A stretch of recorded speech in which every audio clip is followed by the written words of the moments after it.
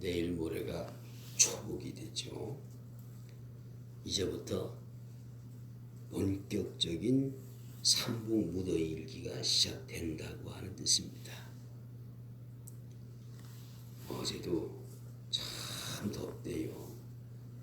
강렬하게 내리비치는 태양빛, 열대야, 그렇죠? 지수라고 하는 불쾌지수, 이런 것들이 참 사람들을 너무너무 지치게 만들고요.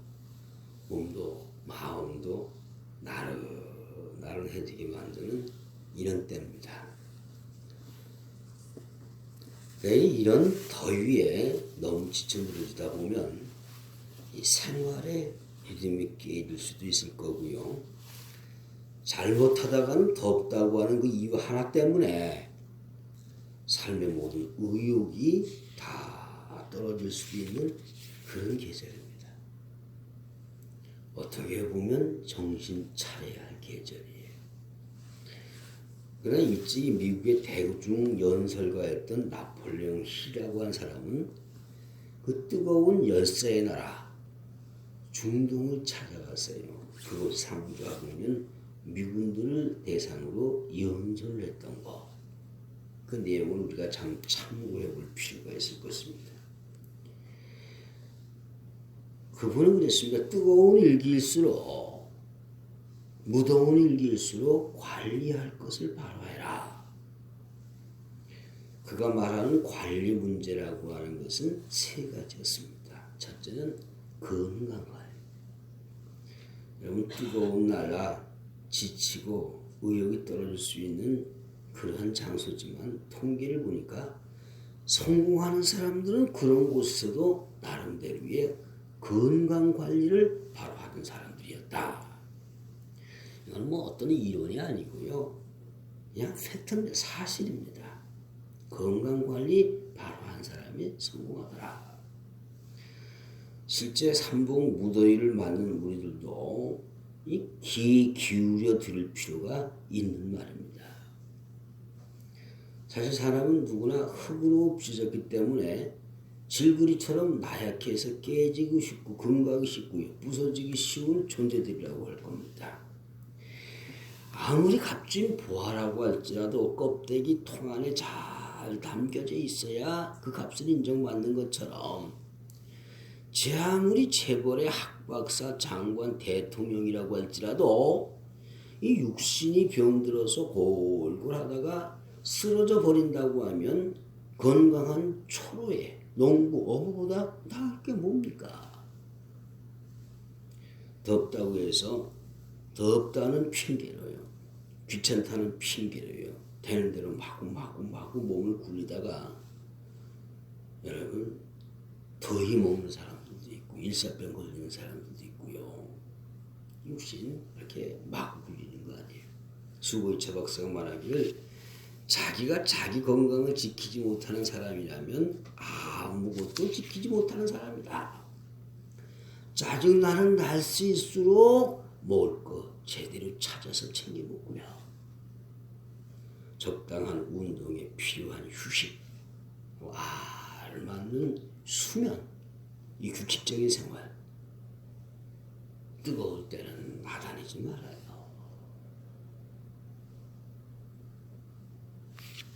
자, 내가 어제 손주가 와가지고 물놀이 좀 가자고 하루 졸라서요. 애를 데리고 왔습니다. 물놀이 했어요. 물놀이나 하지. 그 양촌이요. 그 올뱅인지 그거 잡는다. 그 땡빛에 나가서 올 때 아이고 머리 아파. 왜 땡빛에 왜 나가 거기. 골뱅이 다시 10개도 못 잡았지. 여러분, 모든 건강은 하나님께서 주관하시지만은 우리가 할 것은 우리가 해야 됩니다. 몸 아프면 만사가 다 귀찮아지는 법이에요. 몸을 지나치게 학대하는 거, 가령 과로한다, 과민한다, 너무 깊이 생각한다 그 말, 과식한다, 너무 많이 먹어, 과음, 너무 많이 마시고,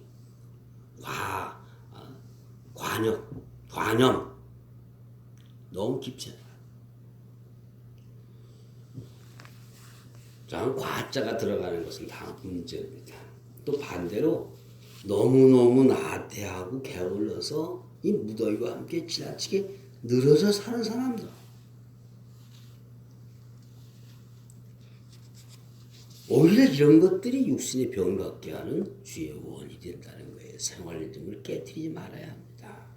무더운 일과 계속될수록 육신의 건강 관리거든. 그다음에 두 번째, 나폴레옹 힐 박사가 말하기를 자기 관리라고 했어요. 더울수록 자기 관리에 신경 쓰라. 자기 자신의 인격 관리, 신앙 관리, 풍요 관리, 이거 문제입니다. 무덥다 보면 이상하게 흐트러져서요. 가지고 있던 그나마의 풍요도 스스로 떨어뜨린 사람들이 털어들어 있는 것을 봅니다. 그나마도 꾸준하게 성장시켜왔던 신앙생활도 단지 덥다고 하는 이유 때문에 귀찮아함으로 그냥 게을러지고 나태해지고 그냥 좀 쉬자. 영적으로도 많은 손해를 입을 수 있는 계절입니다. 우리 속담 가운데 많은 사람 마음 먹기에 달려있다라고 하는 말이 있죠.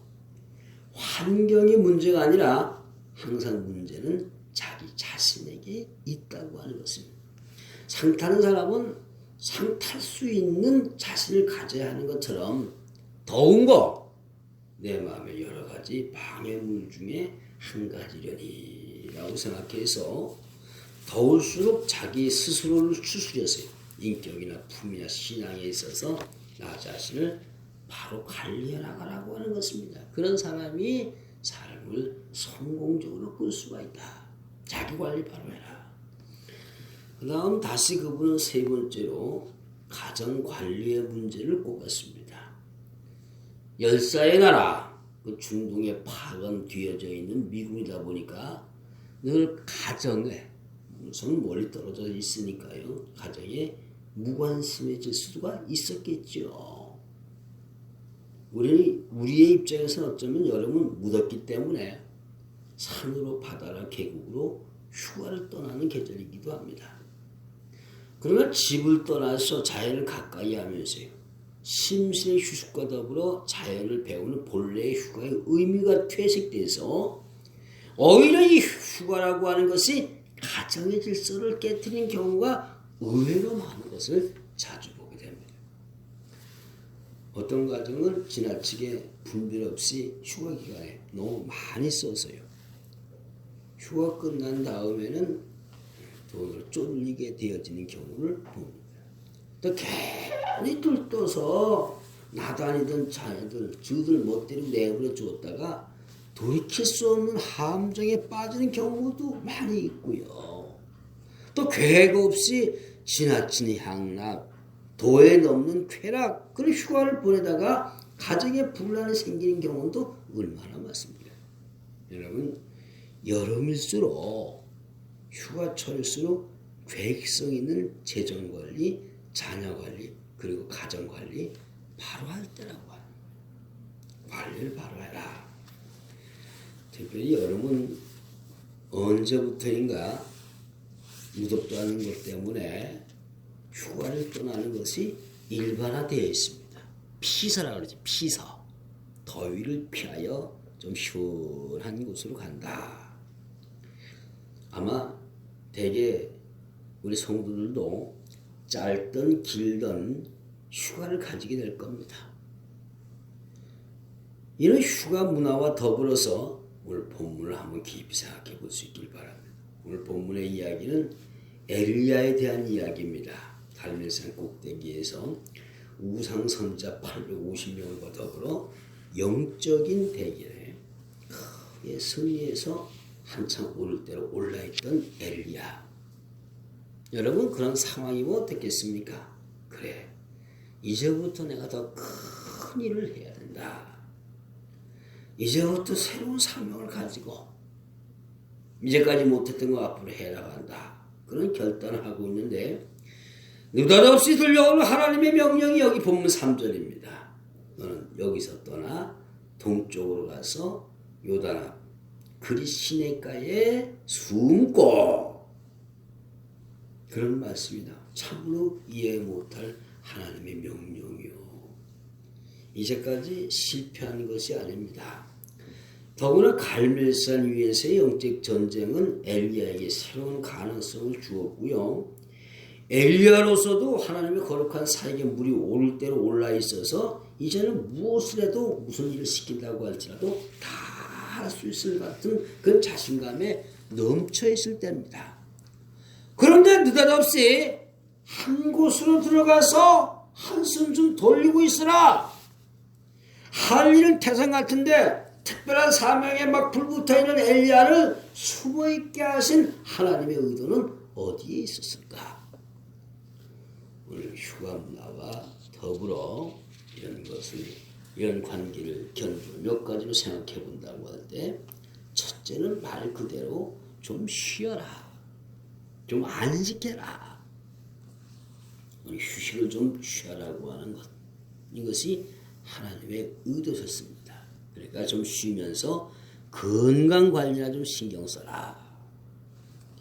엘리야가 비록 갈멜산상에서 그나큰 승리를 얻은 것은 사실이지만 그 승리를 얻기까지요. 그로서는 너무나 심신이 지쳐 있을 때입니다. 그동안에 여호와의 제단을 수축하는 과정, 하나님의 백성들을 불러 모으는 과정, 거기다가 850명이 되는 이방 선자들과 더불어 벌이는 영적인 대결, 생명을 내걸고 부르짖는 기도, 이런 것들 때문에 사실상 엘리야로서는 더 이상 견디기가 힘들 정도로 피곤함에 휩싸여 있었을 것입니다. 그걸 아시는 하나님이셨길래 너도 좀 가서 좀 쉬어라. 좀 쉬라. 여러분, 사람이 쉴 때는 좀 쉬어야 됩니다. 그렇죠? 창세기 1장을 보면 이것은 하나님이 시범을 보이시기도 한 겁니다. 6일간 일하고 7일에 쉬신 하나님. 여러분, 쉬는 거, 안식하는 것을 정체하고 있는 것으로 보십니까? 그래, 개구리가 멀리 뛰기 위해서는 어떻게 합니까? 뒤로 이렇게 몸을 좀 후퇴하잖아요. 그래야 멀리 뜁니다. 일찍 발명으로 불려지는 에디슨은 부지런한 사람으로 아주 유명한 사람이에요. 그런데 그는 말하기를 내가 80세가 되는 오늘까지 이렇게 원기왕성하고 연구에 몰두해서 많은 것을 발명해낼 수 있는 것은 쓸데없이 몸을 피곤하게 만들지 않았기 때문이다 라고 그랬고요. 이어서 한 유명한 말이 있습니다. 나는 평생 앉을 수 있는 곳에서는 앉아서 일을 했고 누울 수 있는 곳에서 누울 시간에는 누워 있었다. 쓸데없이 몸을 익히고 서 있지 않았다고 하는 것입니다. 사실 움직이는 기계도 쉴 때는 쉬어야 하고 달리는 자동차도 멈출 때는 멈춰야 하잖아요. 일하는 사람도 마찬가지입니다. 잠언서에 이르기를 일한 뒤에 휴식할 줄 아는 사람은 지혜로운 사람이라 그랬어요. 세상에서도 잘 노는 사람이 일도 잘합니다. 잘 사는 사람이, 잘 노는 사람이요, 업적도 크게 내고요. 마가복음 1장 35절에 예수님께서도 이렇게 분주하시면서 필요에 따라 한적한 곳으로 들어가셔서 쉬심으로 휴식의 모범을 보이셨습니다. 죽어라 하고 허리가 쉬도록 머리가 다 빠지도록 무조건 일만 한다고 해서 목적하는 바가 그만큼 빨리 이루어지는 것은 아니에요. 쉴 때는 좀 쉬시길 바랍니다. 특별히 이런 시기에는 직장을 다니는 사람도, 자영업을 하는 사람도, 학교를 다니는 학생들도 휴가라고 하는 이름으로, 피자라고 하는 이름으로, 혹은 방학이라고 하는 이름으로 휴식하는 기간을 많이 갖지 않습니까? 중요한 것은 무조건 놀고 쉬는 휴가 아니라 여기 엘리야처럼 심신의 쉬는 시간으로 건강을 관리할 수 있는 기회가 되어야 되겠고요. 깊이 자기 자신을 돌아보는 계기를 삼아야 한다고 하는 것입니다. 너무 지나친 휴가 계획을 잡음으로 말미암아 이게 쉬는 것이 아니라 오히려 일하는 것보다 더 피곤한 휴가를 보내는 사람들이 있어요. 무조건 먹고 마시고 노는 향락성 휴가를 보내므로 말미암아 휴가 자체가 심신의 타락을 가져오는 것은 물론 비생산성 휴가를 보는 사람들도 있을 것입니다. 너무 사람들이 몰리지 않은 그런 한가한 곳으로 가서 의미 있는 그런 휴식장사를 선택해서 좀 편안하게 쉬기도 하고 삶의 속도를 좀 늦추어 되돌아볼 수 있는 본래 의미의 휴가는 심신의 여유와 마음의 여유를 동시에 되찾아올 수 있는 그런 기간이 될 수도 있는 거예요. 쉴 때는 좀 쉬라. 그 다음 두 번째 엘리야를 통해서 여기 또 숨어있는 하나님의 의도라고 하면 뭡니까? 좀 더 하나님과의 진솔하고도 긴밀한 영적 교제를 갖자. 아마 그런 뜻도 있을 것입니다. 그래서 자기관리, 신앙관리를 하는 시간. 사실 사람은 바쁘다 보면 바쁘다고 하는 핑계로 알긴 알지만 이래서는 안 될 것 같은 생각을 하면서도 하나님과의 관계를 멀리하며 사는 때가 너무나도 많이 있는 것이 사실입니다. 새벽기도 좀 해야지. 그거 대단히 유익한 거야. 그걸 누가 모르나요? 하루를 기도로 시작한다. 그 의미가 참 크지. 그러나 원체 바쁘고 피곤하다 보니까 아침에 일어나서 보면은 늘 7시 30분이요. 어느 집사님이 그래요. 내가 내일 새벽기도 한다. 새벽기도 가야지. 그러고 일어나면 7시 30분이라는 거예요. 뭐 정신없이 씻고 세수하고 있다고 밥 먹고 출근하기 바쁜 반에 새벽기도를 어떻게 하겠어요? 그 정신이 어디 있겠어요? 성경? 그래요. 생명의 말씀이지. 우리 삶의 지팡이지. 그래, 읽어야 돼. 생각은 합니다만은 조금 시간적 여유가 생기면 성경 보게 됩니다. 신문 지적거리가 되고 텔레비 쳐다보게 되고요. 그렇잖아요. 사실 성경 손에 잡아보는 경우가 얼마나 되겠습니까? 쉽지 않아요. 근데 이것은 우리만 그런 것이 아니라 엘리야도 마찬가지였다는 것입니다. 그래서 엘리야가 그리 시내가에 숨어있던 기간은 하나님과 진솔한 영적 교제를 갖는 시간. 자기관리, 영성관리. 근래 들어서 교회마다 이런 기간을 통해 여름 성경학교라든가 중고등 수련회라든가 장년 수련회 영적 프로그램을 많이 갔습니다. 그럼 할 수 있으면 좀 참여하세요. 각 지방마다 산상부흥회를 갖기도 하고요. 기도원 같은 데서는 신앙뿐 아니라 심신을 함께 수련할 수 있는 유익한 영적 프로그램을 많이 개발해서 동시에 실시하기도 합니다. 나도 이번 여름에 한번 가려고 그래요. 불교에서 템플 스테이 하는 것처럼 교회에서도 그런 거 하는 데가 많이 있습니다. 이런 곳에 참여한다고 하면 정말 유익한 휴가 되는 것은 물론이거니와 말 그대로 자기의 관리, 영성 관리에 좋은 기회가 된다는 것입니다. 얼마 전 신문에 보자니까 오늘 일간지 사설에 새롭게 생각해봐야 할 여름휴가 라고 하는 제목의 글을 실었는데 참으로 공감하는 내용이 많아요. 이제 좋다는 거 한꺼번에 찬찬 몰려가가지고요. 먹자 마시자 즐기자 니나노판 휴가. 한국판 휴가입니다. 그래서 현장에서는 1년 장사니까 바가지 요금 그건 너무 많이 물으니까 3박 4일 휴가에 가는데 하루 오는데 하루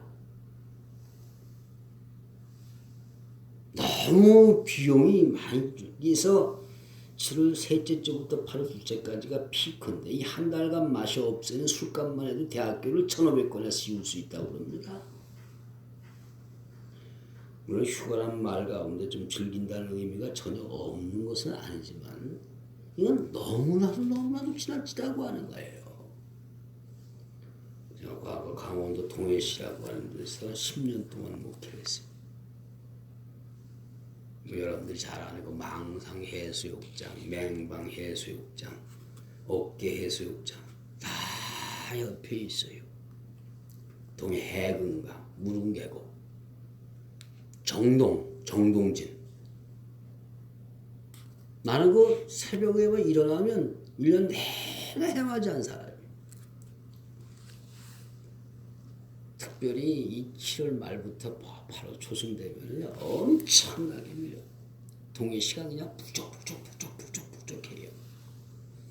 근데 이때가 그 동해에 있는 청년들에게는 알바하는 좋은 기회예요. 우리 청년들도 알바를 많이 했는데 걔들이 나한테 하는 표현이 그래. 목사님, 정말 세상에 골빈 사람들 많아요. 골빈 사람들 많아요. 그 말 속에 얼마나 많은 내용들이 포함되어 있습니다. 그냥 가는 날부터 오는 날까지 온통 수레째를 살다가요. 어떤 사람들은 가서 자리 잡자마자 무섭게 화투만부터 벌려. 올 때까지 3박 4일 동안 오직 그것만 토닥거렸다고. 그게 또 뭐 자랑이라고. 여기 내내 거기서만 쳐다봤네. 그러다 보니까 휴가 끝난 다음에는 항상 그 휴증이 너무너무 큽니다. 뭔가 좀 쉬면서 새로운 것을 얻는 휴가가 아니라 더 지치고 더 망가지는 휴가예요. 그러다 보니까 요즘 서울의 일부 사람들은 과거의 그런 향락적인 휴가를 지향하면서 좀 더 교육적인 휴가를 찾는 분위기가 확산되고 있다. 그건 참 다행이죠. 조용한 시골 들어가서 애들과 함께 단 며칠이지만 농사를 지어본다는 것은 체험학습이라고 그러잖아요. 저도 이거 권장합니다. 이게 애들에게 얼마나 교육적 효과가 있는지 몰라요. 제가 아는 어떤 목사님은 이 휴가 기간에요. 등산 매니아인데요. 이런 휴가 때 아내와 애들을 다 데리고요. 좀 난 코스 사는 선정에서 종주 등반, 종주라고 하는 말은 이쪽 끝에서 저쪽 끝으로 나오는 건데요. 지리산 같은 경우는 3박 4일, 설악산 같은 경우는 2박 3일, 덕유산도 2박 3일. 그런데 그렇게 가족과 함께 등반을 함으로 말미암아 아이들에게는 호연지기를 기르고 아내는 새롭게 살아갈 수 있는 계기가 되고 어떤 가족은 온 가족이 참가하는 잼버리 같은 그룹 활동에 참여해서 가족 간의 유대관계를 독특하게 하는 계기를 만들고요. 여러분, 이런 가정이 품이 있는 가정이고요. 그런 집 자식들은 하나님이 책임을 져주시는 거예요. 정말 교육적인 차원에서도 이건 대단히 유익한 겁니다. 그저 먹고 마시고 토닥거리다가 물에 한번 텀벙 뛰어들고는 그런 저 차원의 휴가. 애들은 애들대로, 어른은 어른대로. 그게 무슨 의미가 있습니까? 특별히 믿는 사람들은 이런 휴가 기간이야말로 하나님과 멀어졌던 관계를 회복할 수 있는 탈나위 없는 좋은 기회가 되는 것입니다. 예수님이 한적한 곳에 나가서 기도하셨다고 하는 것에 의미를 생각해 볼 필요가 있습니다. 예수님이 휴가를 가셨지만 가서 잠만 주무신 것이 아니에요. 지금은 영적 수련 장소도 옛날과 많이 달라졌습니다. 되게 산 좋고 물 좋은 시원한 계곡이나 바닷가에 많이 산자되어 있고요. 과거는 되게 부흥의 일변도에서요. 지금 뭐 다른 프로그램도 많이 참고하고 있습니다. 은혜도 받고 쉬기도 하고 배우기도 하고. 원래 그저 사람 많이 몰리는 곳 찾아가서 그냥 물 때문에 잠자리 때문에 화장실 때문에 이것저것 짜증 스트레스 잔뜩 받아가지고 성질 부리며 되돌아올 것이 아니라 이런 영적 수련 장소를 찾음으로 육신의 안식과 수양과 더불어 하나님과 긴밀한 교제를 회복하며 자기 자신의 모습을 되찾아보는 그런 기회가 된다고 하면 얼마나 유익하겠습니까? 바로 나폴레옹 힐이 말한 대로 자기 관리, 신앙 관리 바로 하는 걸 거예요. 그 다음 세 번째, 엘리야를 그린 시냇가로 보내신 하나님의 의도라고 한다면 이건 힘의 재충전이라고 하는 의미가 있었을 것입니다. 너무나도 큰 일을 해냈던 엘리야입니다. 이제 몸도 마음도 신앙도 소진할 만큼 소진해 있었습니다. 가서 좀 충전의 기회를 가지라. 사실 휴가라고 하는 게 뭡니까? 일하는 사람들에게만 주어지는 특권이죠. 맨날 빈둥 먹고 노는 사람에게 휴가라고 하는 것은 그건 뭡니까? 그건 개그림의 연장일 뿐이요. 열심히 일한 사람에게만 휴가가 주어져야 돼요. 일한 후에 주어지는 것이 휴가고, 휴가라면 그 휴식과 그 휴가는 일에 끝나고 하는 것이 아니라 다음 일의 시작을 위한 것이다. 예수님이 한적한 곳인데 가서 쉬셨다. 그건 재충전하셨다 그 말이에요. 문장으로 표현하면 쉼표, 컴마입니다. 절대로 마침을 피리어드가 아니라고 하는 거예요. 여러분, 배터리도 충전하여 쓰지 않고 쓰다 보면 나중에 힘이 없어 못 쓰게 되잖아요. 자동차가 계속해서 달릴 수 있는 것은 달리는 동안 자동적으로 전기가 충전되기 때문에, 재충전되기 때문에. 사람들도 마찬가지입니다. 사람들은 휴가라고 하는 말을 리크레이션이라. 리크레이션의 리라고 하는 말은 다시, 크레이션, 창조, 재창조한다. 그전 내일은 없다. 하루살이와 같은 그런 낭비와 불만 보면 죽을지 살지도 모르고 달려드는 그런 불나방과 같은 그런 탕진만을 위한 휴가. 이제 지향할 때요. 휴가 한번 갔다 와세요. 지금 망쳐서야 되겠습니까? 휴가. 가족 관리도 바로 해라. 규모 있게. 모처럼 한 가족이 뜻을 같이 한 동료끼리 복잡한 도시를 떠나서 자연을 가까이 할 수 있는 휴가라고 하면 자연을 통해서 무엇이라도 좀 얻는 게 있으라고 하는 거예요. 사람들 예쁘게 이런 자연을 통해서 진리를 터득해봤습니다. 그것을 발견이라고 하는 말을 썼고요. 그것을 다듬고 조작했을 때 발명이라고 했어요. 발명.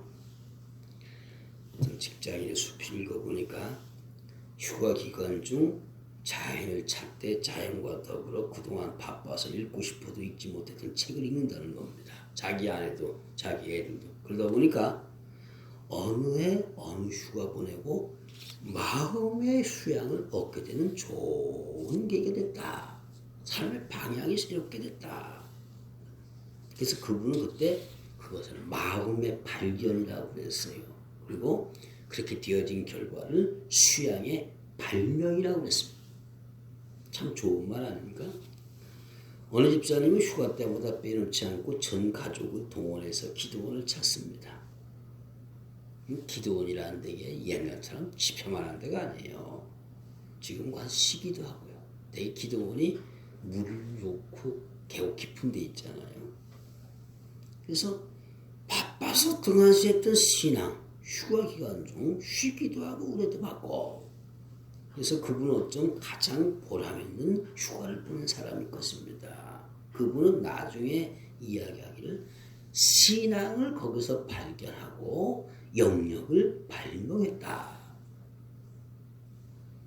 하다못해 깊은 산이나 계곡이나 바다를 찾는 휴가라도요. 자연 옆에 하면 산과 같은 믿음, 바위같이 흔들지 않는 삶의 터전, 맑은 물에 발을 적시면서도 정말 보다 마음을 맑게 씻어보는 여유, 상쾌한 세수를 들으면서도 흐트러졌던 정말 정신을 바로 할 수 있는 마음의 발견, 새로운 정신을 발명하고 재충전의 휴가가 되었다. 다시 찾는 휴가철입니다. 정말 무더운 일기입니다. 이것도 이제 시작일 뿐이에요. 저도 여러분도 꼼짝없이 한 달 동안 무더위에 시달려야 될 것입니다. 아무도 흐트러지기 쉬운 계절, 이런 계절일수록 건강관리, 자기관리, 가정관리 바로 할 수 있고 휴가를 보내므로 말미암아 엘리야처럼 삶이든 신앙이든 보다 수준이 있어지는 그런 계기가 될 수 있기를 주님의 이름으로 축원합니다. 기도하겠습니다.